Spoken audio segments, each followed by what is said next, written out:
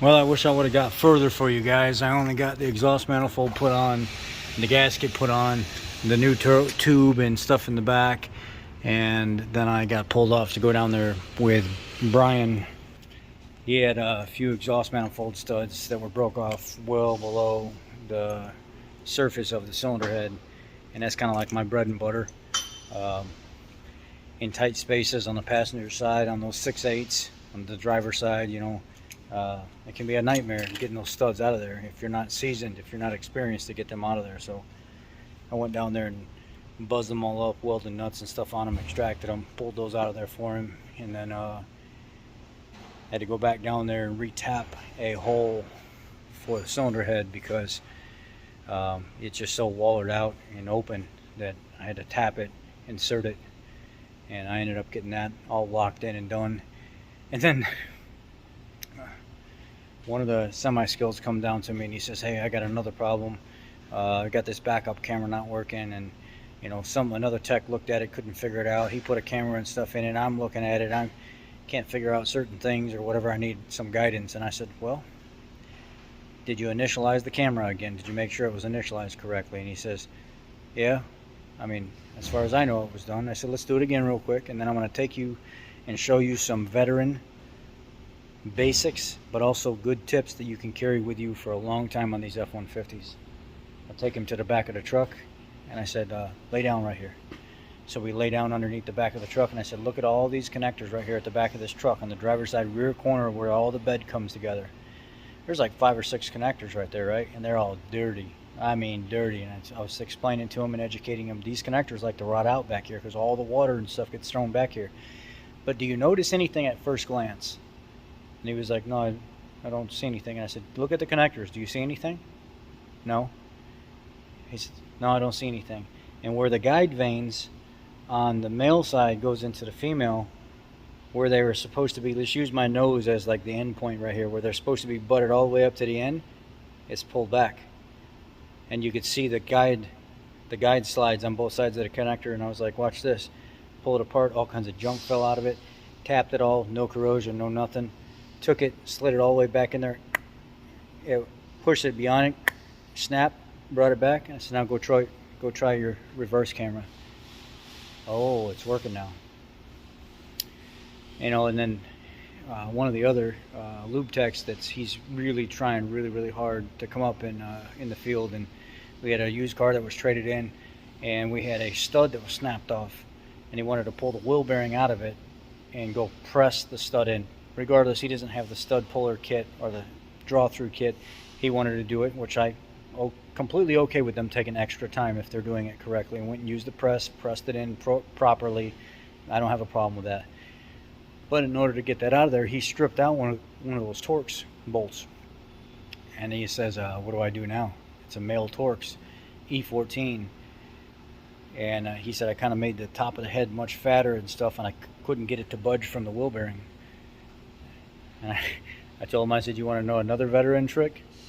Go get your E14 Torx Plus with a wider shoulder and the wider vanes. Went over there, just a little light tap with a little ball peen hammer, a little small one, just barely get it on there.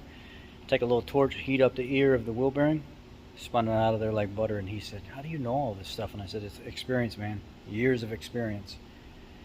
So then the customer shows up, and he wants me to come up there and talk to him about his truck. He's a real good guy. I have a lot of respect for him. So I had to go up front and spend about an hour and 15 minutes talking about his new truck that he bought and trying to get some things taken care of, because he feels really comfortable talking to me.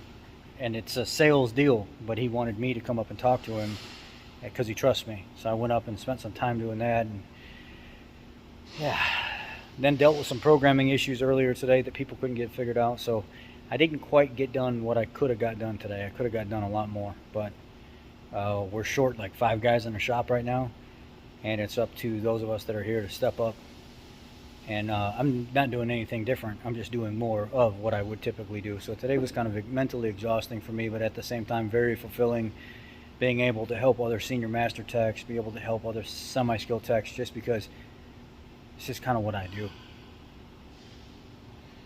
And it makes me feel complete and full, the fact that I could give back and I can help other people, even senior guys that have been in the field for years, that maybe they're just not good at welding. Maybe they're just not good in tight spots like this big old boy is, that I'll get right in there and I'll mesh and mold myself and contortionist right in these spots, and I go over and look at the welder and say, well, for one, your wire speed's too low. Number two, you're not burning through at the right rate, so you're actually going to have to get this hotter, or you're never going to penetrate that stud that's below. And then you need to build this stud up until it's past the head. And I don't use a washer if it's in an area where I can control everything, and I can get a real nice hot bead around that that nut. I'll go ahead and spin it right out of there, because typically by then it's already hot enough. You can pull them right out of there, and sure enough, they all come right out like butter. And he was like, dude, you saved my ass today, man. I've been on this for hours and couldn't get these things out of here. And then he broke an extractor off in the head, one of my extractors that he asked to borrow. So then he's struggling with that for a half hour trying to get that thing out of there. And I went over and I looked at it. I said, well, it's loose, right? And he said, yeah, it's loose. It'll move around. It just won't budge. It won't come out. It's stuck on. I said, you got those little itty bitty tiny miniature needle nose pliers that got like the little angle on them, dang, but you know, so big. They're a little spring loaded handle. And he said, yeah. I said, go get me some of them. Just go over there and look in your box. So we go over there, grab a couple pairs. First pair I stuck in there, fit right down in the channel of that extractor, and I grabbed it and I slipped the first time, stuck it back down in there again. I felt it give a little, and I twisted it with the rotation, pulled it right out of there. Handed it to him, and he was like, you son of a gun, man. The second time you bailed me out today. And then right at the end, one of the holes was just a little too wide for the factory stud. So what I did is I went down there and I retapped that hole for him, and I put an actual bigger stud that should have been in that 6/8 to begin with, and then put a nut and stuff on there, and I helicoiled it and stuff, and it worked out great. So today was a day of trying to struggle with this, getting my own stuff done, plus helping out throughout the entire rest of the shop, just because we're short staffed. We don't have a lot of techs right now because everybody kind of took today off at the same time. So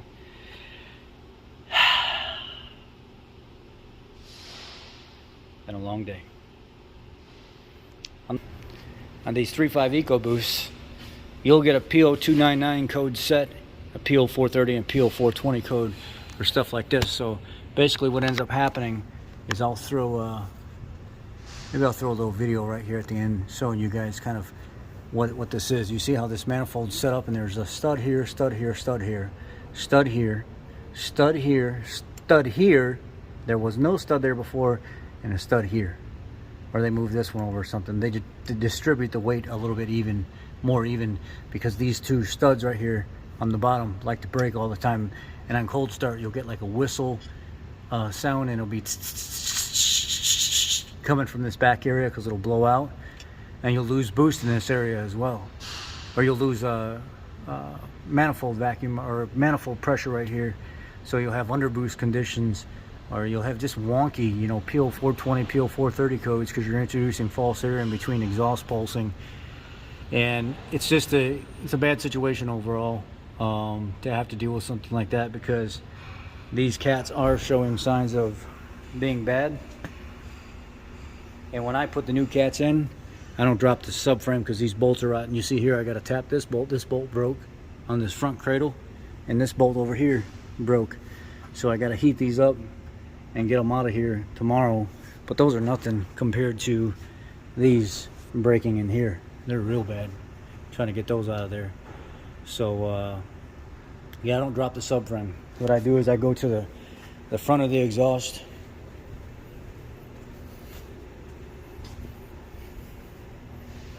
You see where this turn is in here?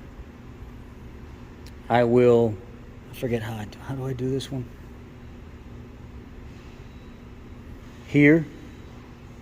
I'll section it here, and I'll section it back here. I'll put this cat in, and then I'll slide this part in, and then I'll slide this piece in, and then I'll all the way around, real clean, real nice. That's how I do it. But anyway, that was how my day went. How'd yours go? Was it as interesting as mine? Y'all take care. catch you tomorrow when the job's done. I'll show you. As always, I love you all. Thank you for 55,000. Never would I have thought, but you guys make it happen. Y'all be blessed. Thank you, family, for everything.